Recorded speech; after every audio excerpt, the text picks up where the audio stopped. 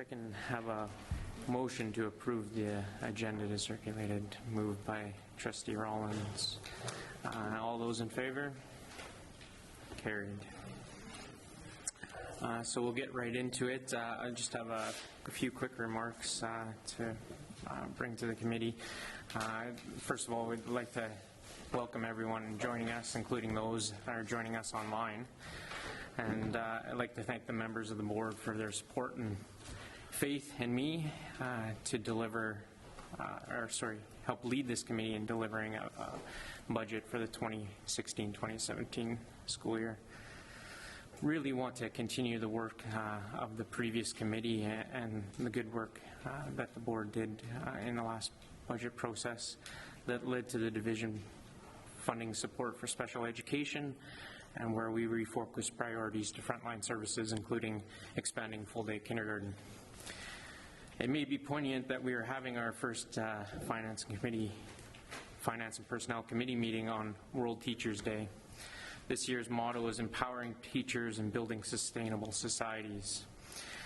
I would like to see us continue the focus on supporting schools, because if our teachers are successful, our students will be as well.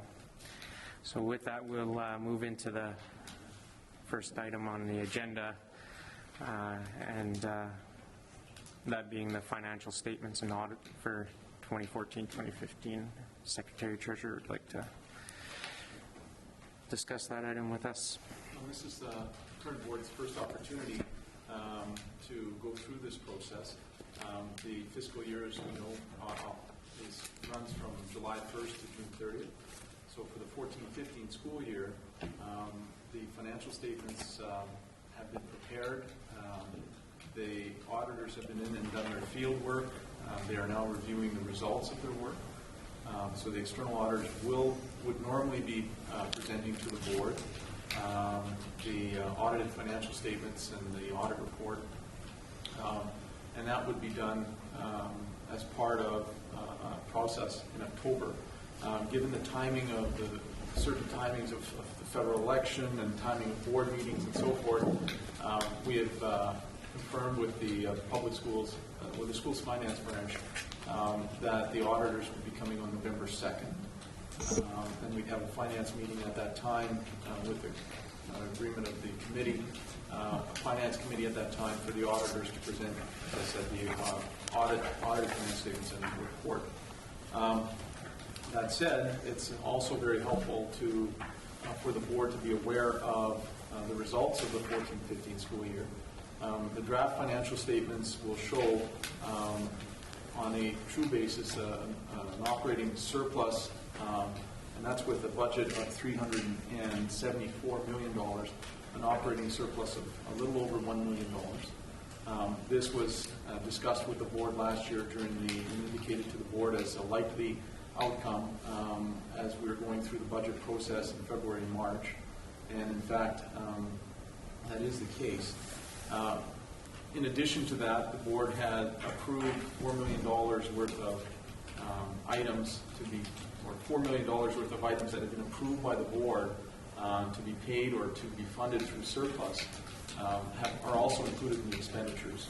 So that offsets part of that operating surplus. And then the board also approved the establishment of a capital reserve of $5 million for the purchase of lands and sites and site improvements for schools that may be required in the northwest section. And in advance of course, we have to make those purchases and only be reimbursed once the schools are actually approved by the province. So where that would leave the board or the division in terms of an operating surplus, there would be an operating surplus of approximately 1.9% of budget, which is well below the cap established by the province of 4%.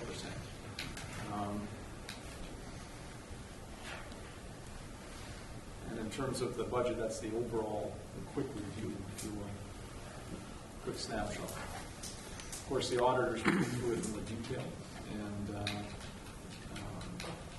but that will occur on November 2nd, hopefully with the concurrence of the committee.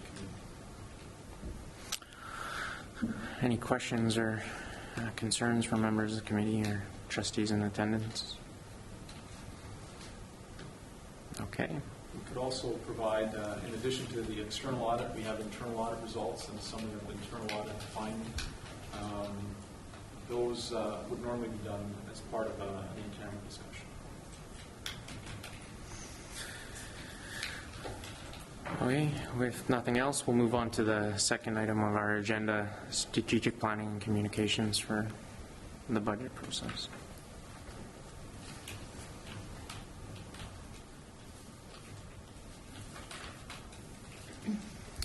Is there anyone that wants to present that? So we have reviewed the processes that we followed in previous years, and with Ms. Carter's assistance, we've developed what we think could be in place for this year for the budget, but we'd really appreciate your feedback on this.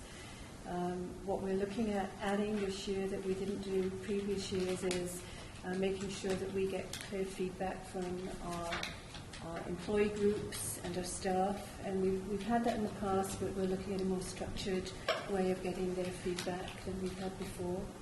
And we're also looking at putting more things online, but Ms. Carter can go through, if you'd like to go through this, we can go through this section by section, if that would be helpful. It's up to you. Is there, might as well go through that and pleases the committee.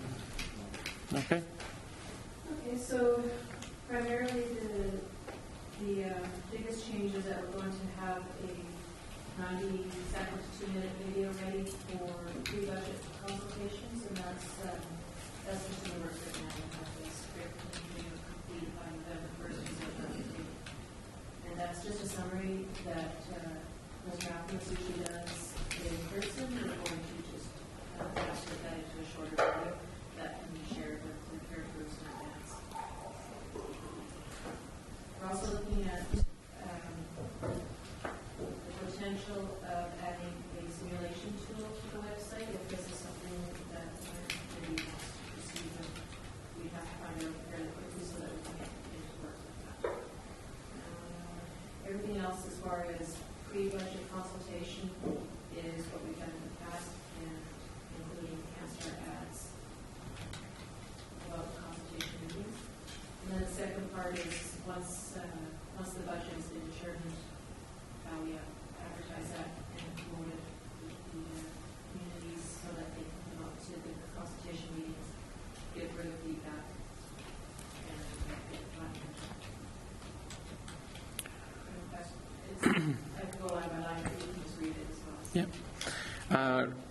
The survey that we completed last year, we received a fair bit of feedback within the survey, even that some felt that the survey was very leading in its outcomes. Is there a way that we can enhance the survey this year so that it's better suited so that people could give more frank feedback in that?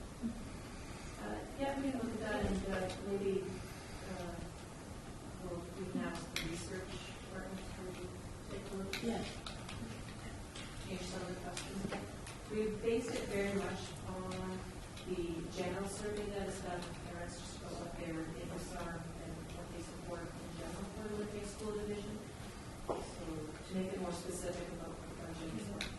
And so what we can do with that is develop a draft that can come into the Finance Committee as soon as possible, so that the Finance Committee can look at that as well. I mean, we want to get it up fairly quickly, but we'd like you know, we can send it to you in advance of any meetings and get comments back on that as well, to make sure that it's more open-ended, as you suggested.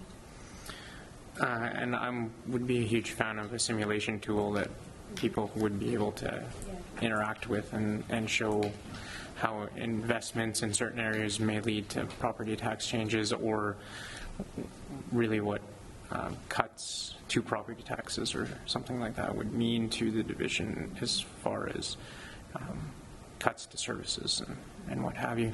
Is there any questions from the members of the committee or trustees in attendance?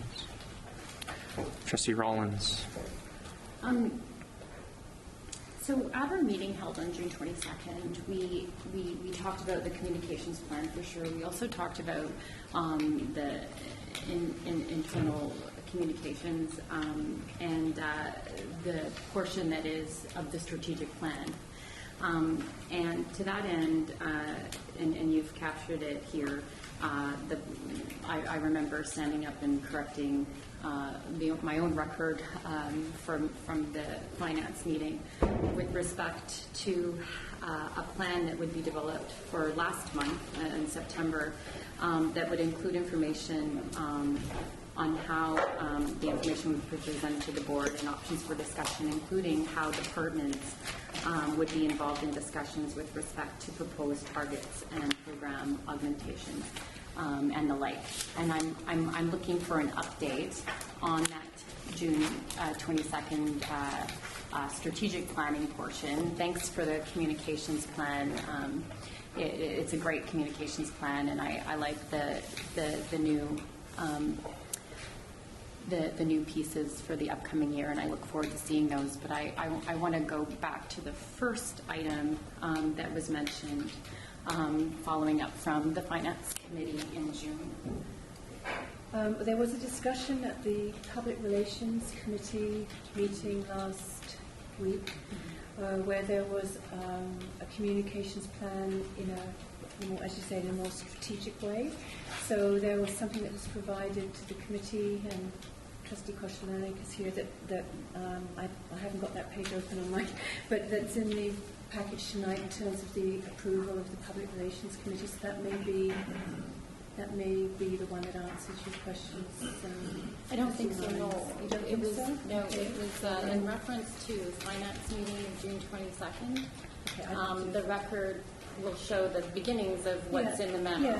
Yeah. And that was for a return so that trustees would have a systematic way of hearing from departments, and we talked a bit about it. I see what you're, sorry, we talked a bit about So commitment for September to come forward with that plan, and I'm wondering what that plan is.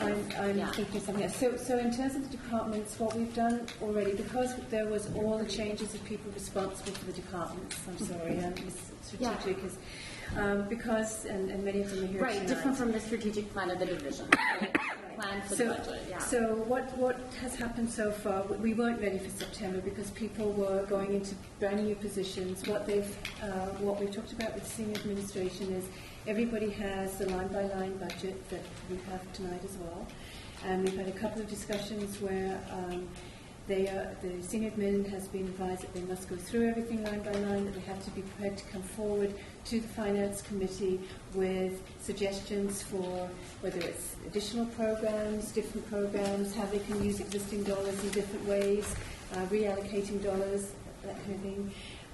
But we just, because of all those changes in portfolios, we just weren't ready for tonight. So it's on our agenda. We hope to be ready for the November meeting with some suggestions and ideas to bring forward. Trustee Marsh. Sorry, I'm getting myself mixed up. No, here, that's fair. That's and they're here tonight to listen to the discussion as well. But it's just starting August 1st and getting everybody together to do that. There's a lot that people are coming to terms with in portfolios as well. So that we're working on it though. Okay. All right. Any other questions or concerns? Is there anything else trustees are looking for as we get into this process, and especially members of the committee, in order to quickly get to a point of draft budget? Is there any tools or resources that we may need for this process? I imagine the sooner that we get to those items and put those requests into the Secretary Treasurer's Department, the better. So, is there any reports or anything that we're looking for in addition to a strategic plan and reports from departments? I'm interested in reports from the department. Okay, if nothing else, I have one item that I'd like to put forward, and if it's the will of the committee to continue with that, I think it would be very helpful if we had a report that also highlighted school by school and unit or department by department all of the staffed positions within the division, as well as how each of those positions are funded. Just so that we know exactly how each position is funded, should there be necessary changes to be made within the budget, and with feedback from the public, that we would be better prepared to deal with those questions.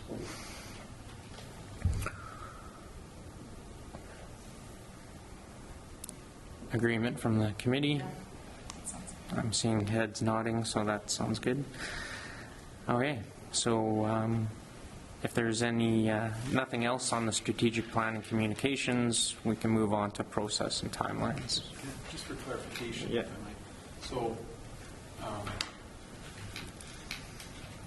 what's being asked for is a report on a school-by-school basis that shows the budget and the staffing positions within each of those areas. And in many situations, those staffing positions there's not a specific dollar amount that's funded by the province. So there may be specific grants or specific programs, but those are, for the most part, the staffing positions are funded by the province through the general funding, through the base categorical funding that's provided, or equalization for that matter, and also through local property taxation. To what degree do we want detail, and in those situations where it's funded generally, which I would venture to say is the majority of them, is that Well, I think, position, or? yeah, where things are funded generally, I think that would be fairly easy to report, but even where positions are maybe shared funding between schools and districts, within the division, things like that, to show how each position is funded, recognizing that a vast majority of the positions are going to be generally funded by the province and by tax roll. There may also be specific positions that are funded, like you said, via grants or other specialty programming. So if we could see that broken down by school as well as by unit, whether it's like Secretary Treasurer's department, admin services, building services, things like that, I think it would be helpful for trustees in seeing how each position is thus funded, how many positions exactly we have within the division, so that we're making these decisions from that frame of knowledge and basis. Does that answer the? Well, it'll be just so your expectations aren't thwarted, roughly 98% of the funding comes from the province and local property taxation. So it'll be fewer than 2% of the positions, or roughly 2% of the salary costs will be funded through other sources. Yeah, and that's something I think I hadn't anticipated with that. And also appreciating the numbers of staff and how they're allocated within the division, I think would also frame something within that report. So, okay. So no other questions or concerns on that item at this point. Okay, we'll move on to process and timelines. And if the Secretary Treasurer wants to take us through the process and timelines of the... Well, the budget itself, there are probably three major components or phases in the budget development. From September to December, administration will be developing and reviewing the results of the prior year, looking at existing 2015-16 budgets, and obtaining from various departments the requirements and their projections, their projected requirements for the 16-17 school year.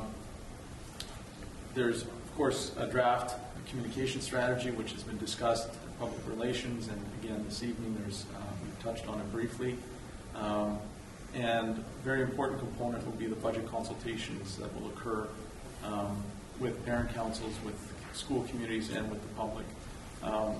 Our division has taken on and had extensive, relatively a large number of meetings, more so than other school divisions, I would suggest, and has been suggested. We will have in the October-November period an opportunity to have those meetings with the local school communities as we had last year, or at least that's what the proposed timelines have included. Enrollment estimates are also being developed. The division has just completed the September 30th enrollment count with schools, and the actual enrollments will be used to project estimates into next year. As well, our research department is looking at statistics in terms of potential new students entering in nursery and kindergarten. We will look at overall staff requirements and prepare a report for the Finance Committee on current, as requested just a few moments ago, on current staffing levels in detail. And then the materials and supply budgets as well. Those will be reviewed. The preliminary estimates for the budget usually include some general direction from the board. In the past, the board has provided direction for administration to prepare a budget that would maintain existing programs and services. The question, I guess, and that's an issue to be discussed and directive that's to be given to administration, that'll form a considerable direction for the budget. Then, of course, there's the next phase. Once the estimates are prepared in January, draft budget expenditures and revenues are prepared for review and are reviewed by the board, other than, of course, provincial funding, because provincial funding is announced at the end of January. So in that period, from the beginning of January until the end of January, it affords the board an opportunity to review the details of the budget, of the proposed 16-17 budget, including changes or proposed changes or reallocations or savings that might be brought forward and identified during the development process. After the funding announcement is made, there's another phase of the budget, which is the preparation of the draft budget and the discussion with local communities again, local school communities and parents of the proposed budget, the draft budget. Again, there will be meetings, or it's proposed that there will be meetings held as were last year, including a meeting on the 26th, which would be an open public meeting to discuss the draft budget. There will also be opportunities, as indicated in the plan that was just discussed, opportunities to obtain feedback on the draft budget. Finally, on March 7th, prior to the deadline of the 15th, the board would need to pass a final budget for submission to the city of the levy and also for submission to the province. So those are the phases, and that's what's proposed in terms of the budget development process. Is there a timeline anticipated for the community or district advisory committees to be meeting and going through that process with the communities? Is there a tentative time frame in mind for when we would expect those to occur? I believe we're discussing having meetings either late October or into November, which would afford sufficient time in advance of the preparation of the budget to incorporate suggestions or to have some deliberations with regards to the implications of some of the proposed changes or some of the feedback that's received. So that was roughly the timing of last year's meeting as well. Any questions from Trustee Koszalinek? It's actually still in relation to the District Advisory Committee meetings as well as the Parent Council meetings. The video was mentioned in our last section of this. I'd just like to clarify that the video and all of that will be available for November 1st, or I guess November 2nd, since the 1st is a Sunday, because most of the parent councils that I deal with will have their meetings in that 2nd, 3rd, 4th of November, and we will lose any opportunity to to properly communicate with them and have them use that video to their advantage so that they can be prepared to come to the district advisories. So I was wondering if we can ensure that that is definitely done. Yes, I think, Ms. Carter, that's our plan to have the video done for the beginning of November. We also did provide an update of the budget for this year after it was approved by the board last year, so we'll make sure that principals are reminded that they can have that document to share as well with the parent councils, Trustee Koscielnik. So there is information there and information available. The one that is looking at what the effect of the budget is, that would be put in place a bit later when we know what our plans are. So that one would be a little bit later on, but the other one we anticipate by the beginning of November. Trustee Wassler. Yeah, I guess I have sort of a comment and a question. I mean, with the process that's being outlined again seems to be the one that we follow every single year.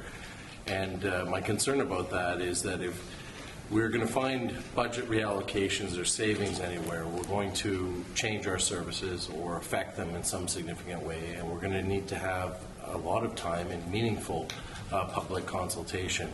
And this timeline doesn't allow for it.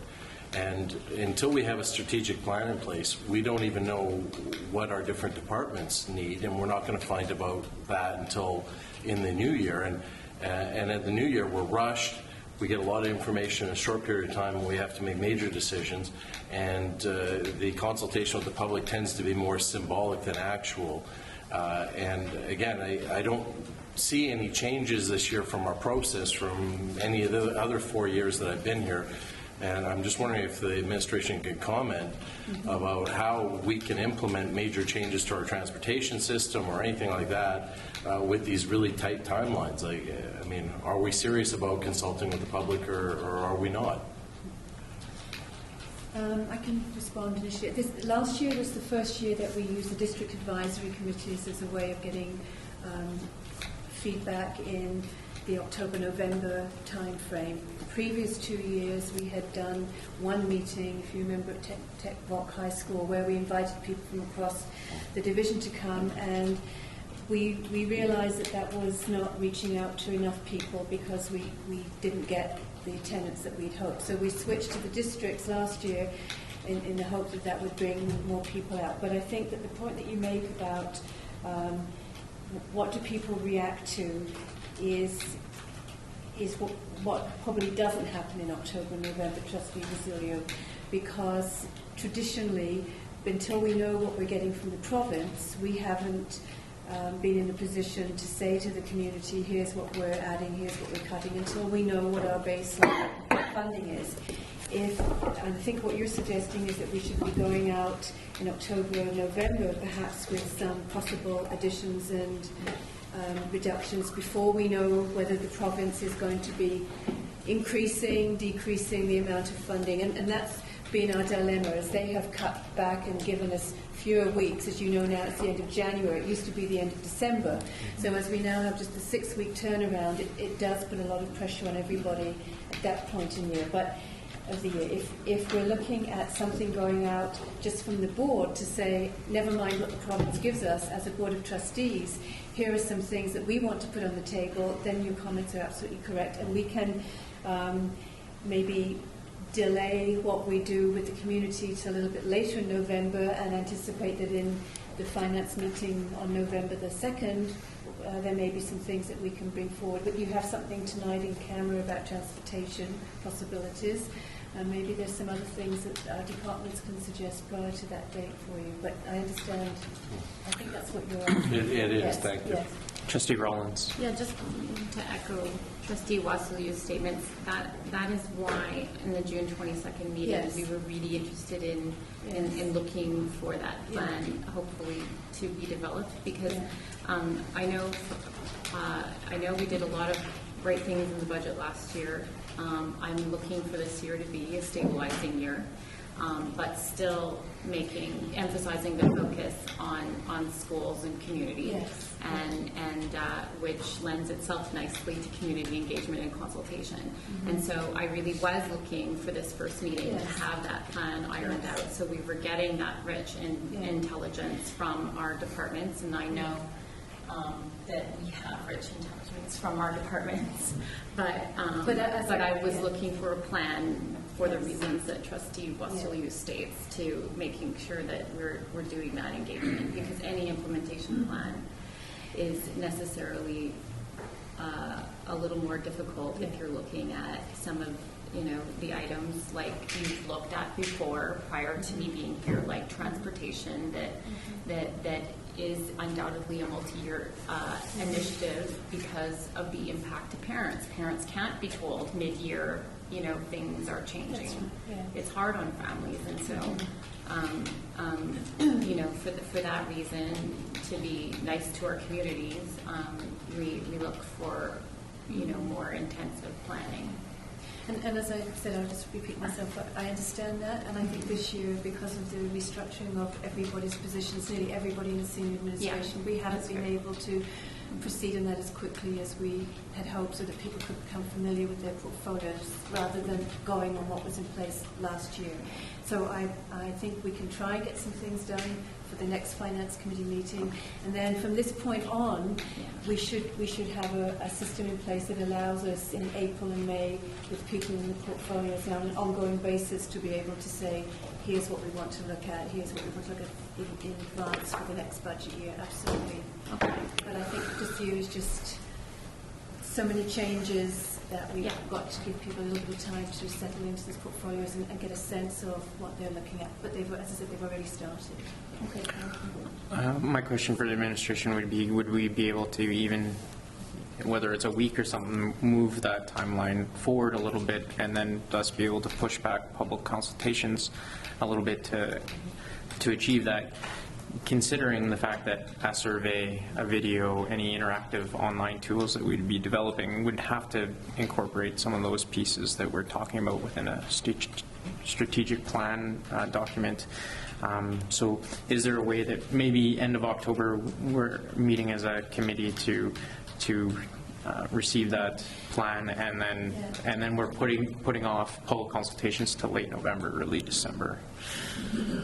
I'm meeting with the City Administration on Wednesday morning, so we will be able to, this has been on our agenda for the last couple of meetings, so we'll have a sense on Wednesday morning when we discuss it, where we think we are with this in terms of putting things forward to you, and then at that point perhaps we can be in discussion with you, Trustee Borton, about setting, if there's other dates to set, do that. I think in terms of meeting with the communities, we have to get it done by the end of November, because this year, as you probably are aware, the break for the winter break comes very early. So the last day of school is December the 18th, Friday, December the 18th. And of course, as you know, schools want to get a lot of things done in their school communities for celebrations and all of that. So I think realistically, we'd want to meet with parents before the end of November, not to be in a position of clashing with some of those other events as well. So. Any other questions or comments at this point? No? Okay. I'll need a motion from committee members to move into business matters as defined in Rule 43.7. Motion by Trustee Rollins. All those in favor? Carried. Okay, we'll take a brief recess and returning camera in a few minutes.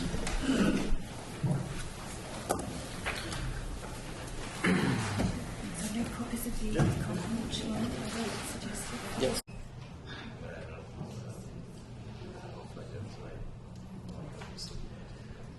So coming out of in-camera session, now returning to public session, just give a report on items discussed. Trustees of the Finance and Personnel Committee received a verbal report on special needs task force and funding. And trustees also received a brief and plan options on student transportation services, and discussion was held. A motion by Trustee Rollins to defer remaining, Trustee Naylor, a motion by Trustee Naylor to defer remaining agenda items to our next budget meeting was made and carried. And so if there's nothing else, we can adjourn this meeting with a motion. Motion adjourned by Trustee Rollins.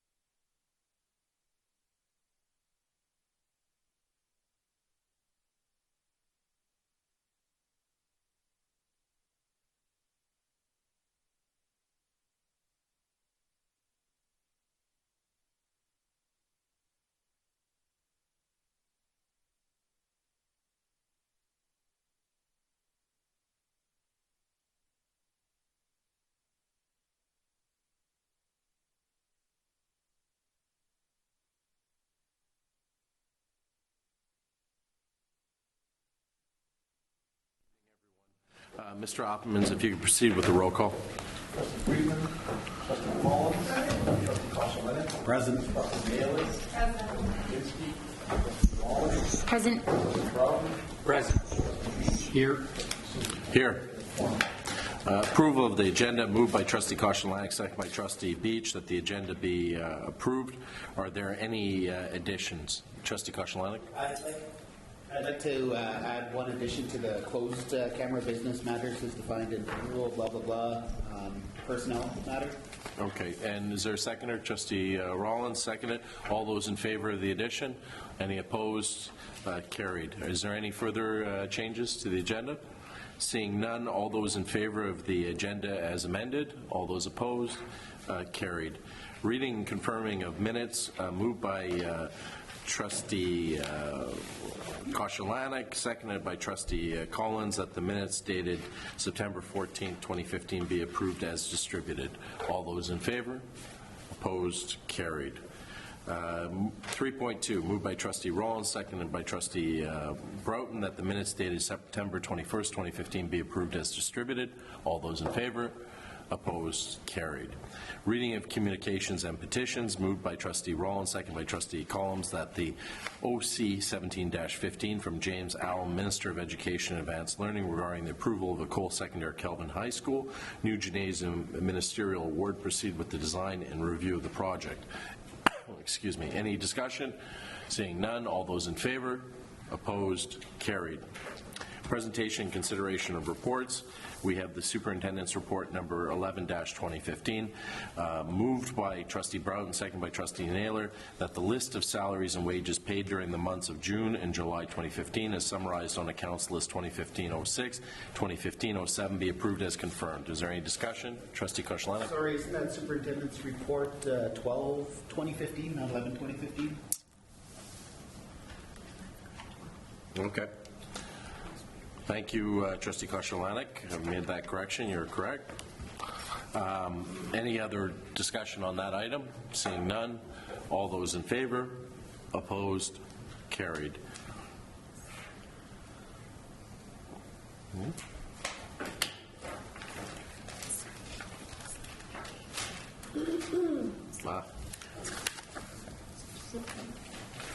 Okay.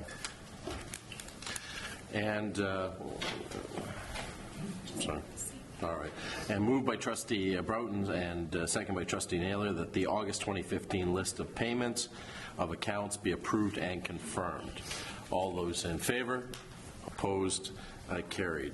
Number 2, moved by Trustee Collins, seconded by Trustee Rollins, that subject to the Public Schools Finance Board approval, the proper officers of the division be authorized to enter into a contract with Number 10 Architectural Group to provide architectural services for the aerospace shop addition renovation and welding and machine shop renovation project at Technical Vocational High School in accordance with the Public Schools Finance fee schedule. Is there any discussion?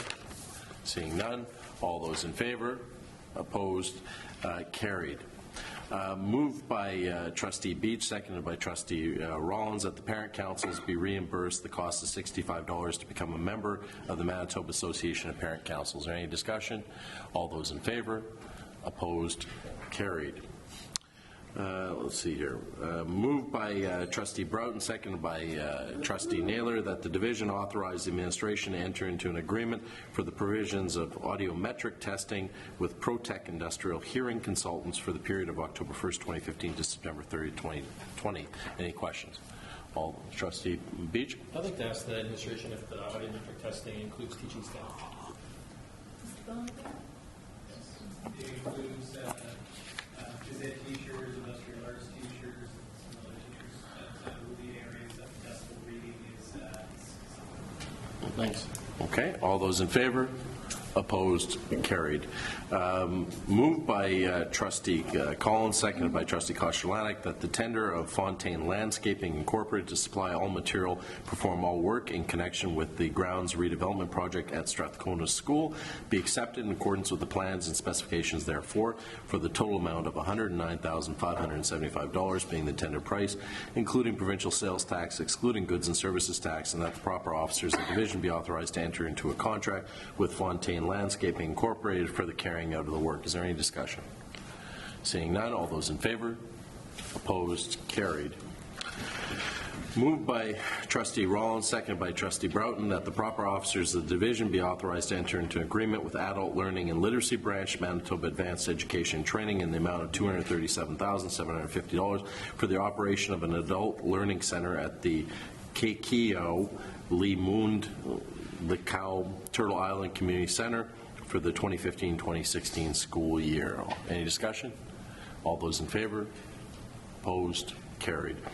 Moved by trustee Rollins, seconded by trustee Naylor, that the proper officers of the division be authorized to enter into an agreement with the Adult Learning Literacy Branch, Manitoba Advanced Education and Training, in the amount of $528,270 for the operation of an adult learning center at the WAEC off-campus River Osborne Community Center for the 2015-2016 school year. Any discussion?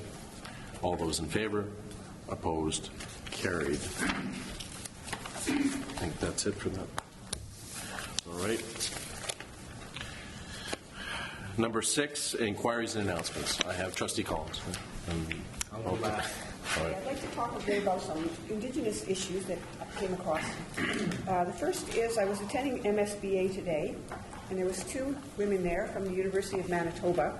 One was Deborah Young, the head of Indigenous Education, and the other was Celeste McKay, Métis from COPUM. And COPUM is an organization formed by the university, and they've come up with an agreement. This is probably aware of this, but there's been discussions between the 6 universities to come up with an Indigenous strategy and to advance Indigenous education. And they've created a blueprint, and it hasn't been signed off yet. It's not a public document, but they said it was okay if I brought it to your attention. My reason is that their engagement strategy engages, or means that they want to engage with levels before post-secondary education, because they want to present Aboriginal people with the prospect that they can one day graduate from university and be part of society. So they're talking about increasing the partnerships with colleges and school boards, but they need to focus on students in the early years, and they did state that. They're working to try to make links to the TRC recommendations, and they are also bringing some information forward for Indigenous knowledge in the curriculum and pedagogy. And they would like to start sharing information about post-secondary education with students as early as the grade 3 level, so that they can visualize that they can aspire to that. So I would like to give this blueprint to the administration, and I think it would be nice to invite Deborah Young to come, and she'd be happy to make a presentation at maybe one of our public meeting evenings. She's very excited about coming to talk to us.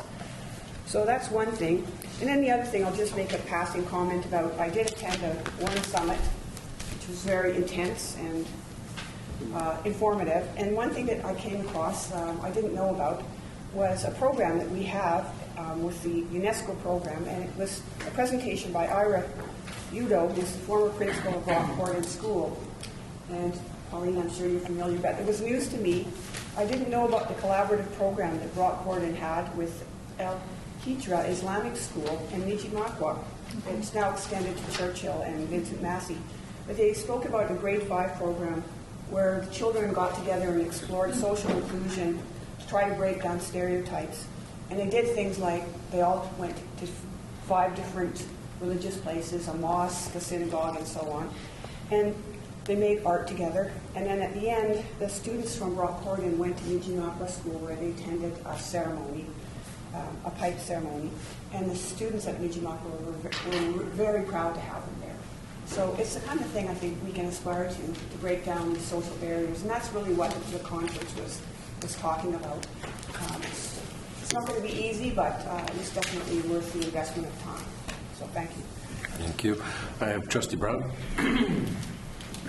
Wondering if the administration could update the board on our review of the Winnipeg School Division Special Education funding for the 2015-2016 budget year. The review was to take place between the School Division Administration and Manitoba Education to address special education funding reductions, and seeking an update on that situation.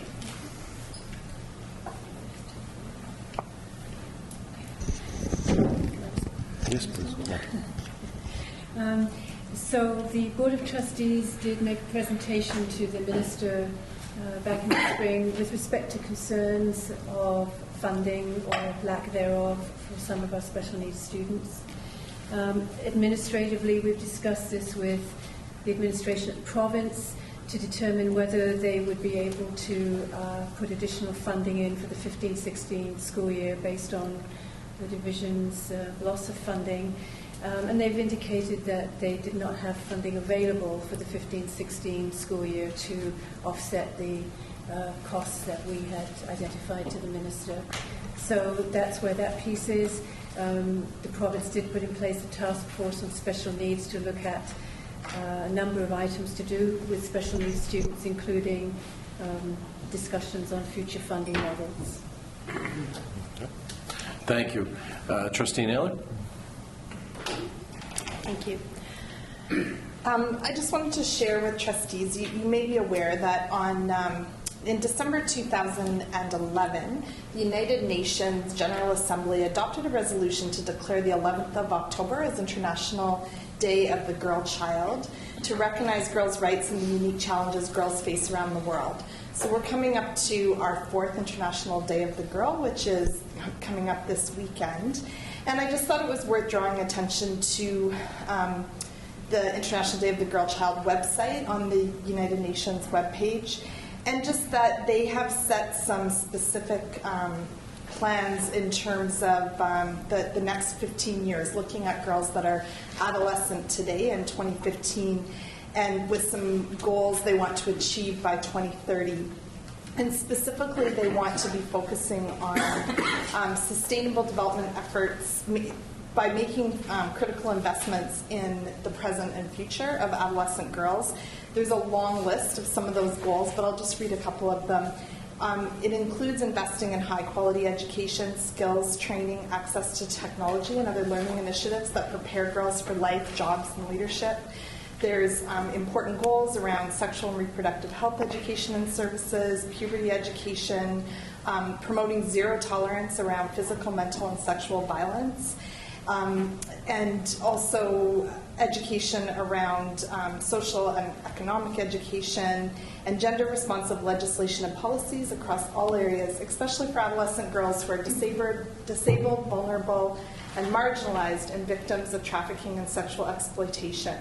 The commitment by the global community to realizing the potential of adolescent girls will directly translate into the girls as powerful and positive change agents for their own empowerment, for advancing gender equality, and for the sustainable advancement of their nations.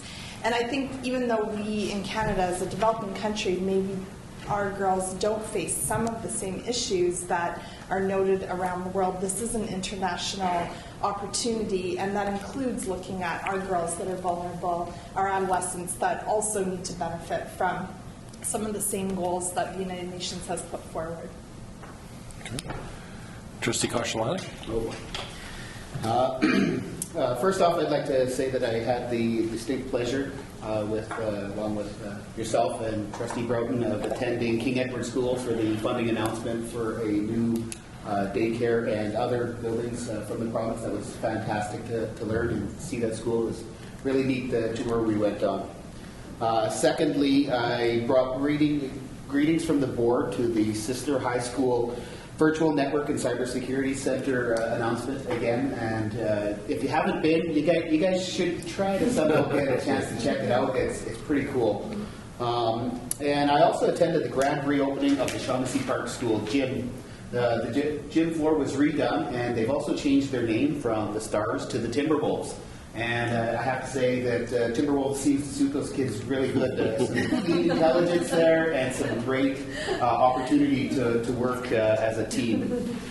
And now on to my questions that are written all over the place. Okay. On September 8, 2014, an item was brought forward by Trustee Babinski in the meeting, and it was in regards to items that were missed and a permit not being open on time for Canada Days at the Tyndall Park School. And it was recommended that administration indicated that the permits would be revised to include after-hours contact. What's the timeline for those permits to be revised to include that after-hours contact? Through the chair, if we've had that process in place, it may be that the permit may already indicate it does, it will be. On the permits, there are a daytime phone, an evening phone, and a cellular phone. And in most instances that I'm aware of, the only number that's on there is the daytime phone. The other ones are not populated. Have data in a phone number.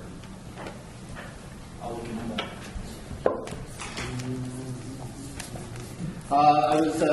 The next question I have is, has anybody received any information on the family advocates for students with special needs meetings that take place occasionally and that we try to attend? Has anybody heard anything about when the next one will be? No, nothing at all. Nobody from the administration has indicated. No. Could we put forward a question to the organizers of that to see if they're trying to organize another one so that we don't end up conflicting with our district advisory meetings like we had happen last year? The provincial government today announced a new website, Stress Hacks. Are we going to be posting that on our website anywhere and posting that information out to our schools? Who would like to? We have contact, we always have contacts so that we would put up their information and then people could just click onto that. So we'd have to look and see if that would work for us, but that's normally what we do with Manitoba Education. But we will look at that and make sure that we put the contact there. Okay. The next question is, when do we get the K320 data that's required by September 30th-ish? Like when are we actually looking at having that come out? We're going to do that now. We have just got the final plans in from the research department. We have a look at that and then we send it into the province. But we just need to have a quick look at that and make sure it's accurate. Okay. I noticed throughout the most recent events that we've had dealing with bus technology and such that the previous board of trustees were given an opportunity to be demonstrated the new bus technology. As we have 6 new trustees, it would be perhaps nice or even a refresher for the rest of the trustees to see what that would be like. And I was wondering if we could perhaps schedule that for an upcoming meeting. Sort of. And lastly, is there any update on the bus sale/lease that we had talked about previously with the other organization? Through the chair, we're still in discussion with regards to the bus itself. Thank you. All right. Trustee Friedman, do you have any inquiries, any announcements? No. All right. Okay. I just wanted to check. I didn't want to skip over you. I have a number of announcements and I have some inquiries.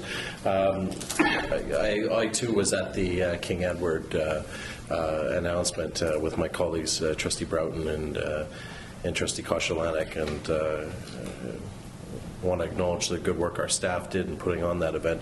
Also on October 1st, 2015, I was with Trustee Collins at Argyle High School. The province has created a heritage tree designation. We have historic trees in Manitoba, if you didn't know.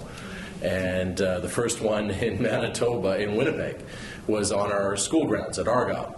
And there's a story to it which is interesting.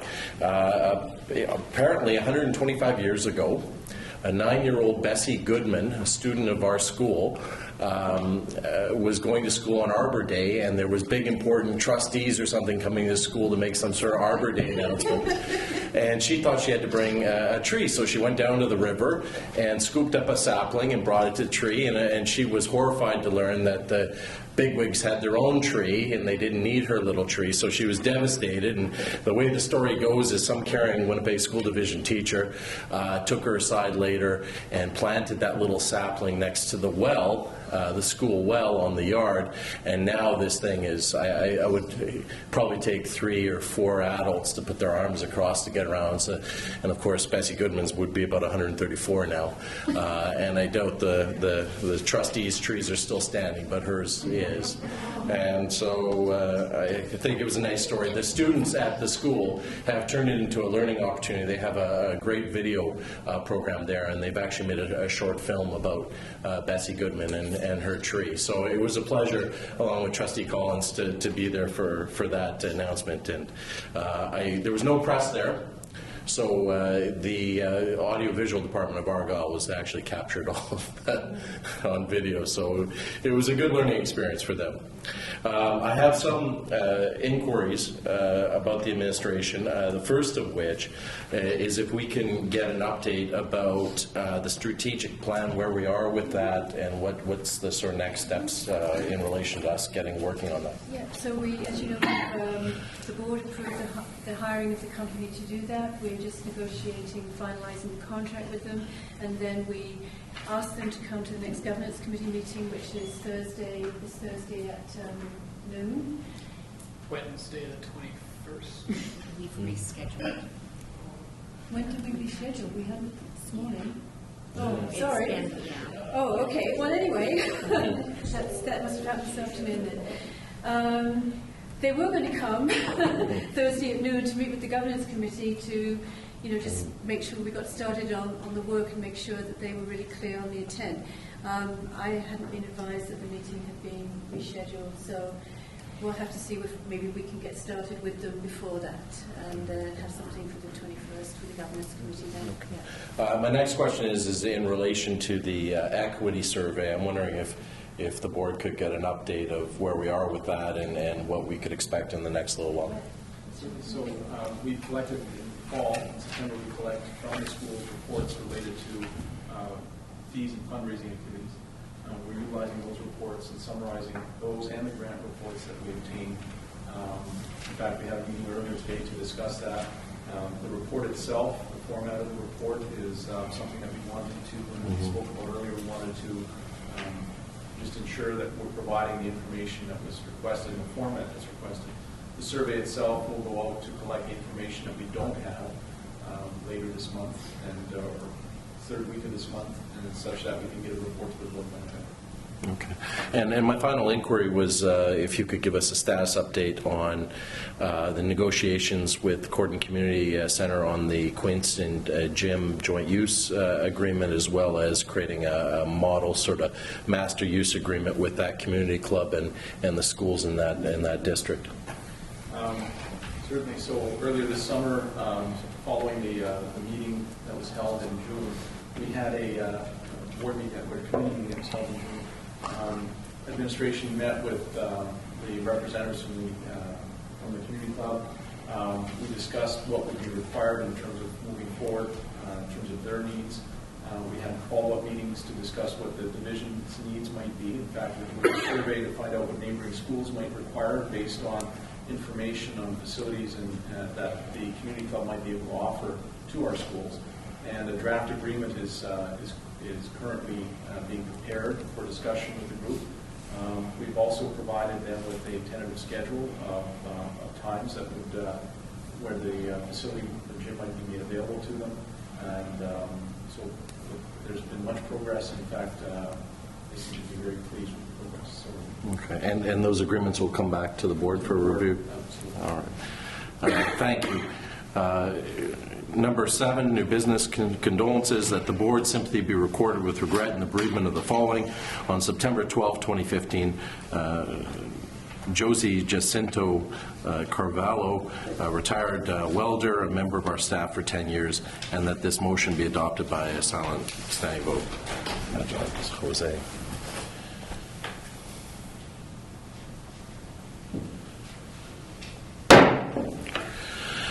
7.2, bylaw number 1238, second and final reading, debenture borrowing, $2,076,400, moved by trustee Broughton, seconded by trustee Naylor. That bylaw number 1238, a bylaw of the Winnipeg School Division for the purpose of borrowing $2,076,400 for certain building projects, be read a second time in short. Any discussion? Seeing none, all those in favor? Opposed? Carried. Mr. Appelmans. Bylaw number 1238, bylaw of the Winnipeg School Division for the purpose of borrowing $2,076,400 for building projects. Moved by trustee Broughton, second by trustee Naylor, that the rules be suspended in order for bylaw number 1238 to be read a third time. All those in favor, and it must be unanimous. Any opposed? Carried. Moved by trustee Broughton, second by trustee Naylor, that the bylaw number 1238, a bylaw of the Winnipeg School Division, be read a third time in short and passed. Any discussion? Seeing none, all those in favor? Opposed? Carried. Mr. Appleman. Bylaw number 1238, a bylaw revision for the purpose of awarding a sum of $2,076,400 for building projects. Safe and caring policy. Notice a motion by Trustee Naylor that a safe and caring policy in support of transgender and gender non-conforming students be developed and referred to the Policy Program Committee for review. This matter will be added to the agenda for discussion at the next meeting, November 2nd. Number 8.1, moved by Trustee Kosztalanek, second by Trustee Collins, that the information correspondence number IC 51-15 to IC 55-15 be received as information. Any discussion? Seeing none, all those in favor? Opposed? Carried. Moved by Trustee Friedman, second by Trustee Naylor, that the Superintendent's information report number 7-2015 be received as information. Any discussion? Seeing none, all those in favor? Opposed? Carried. Business matters as defined in Rule 43.7. Moved by Trustee Friedman, seconded by Trustee Rollins, that the board move into business matters as defined into Rule 43.7. All those in favor? Opposed? Carried. We'll take a 5-minute break and then go into count.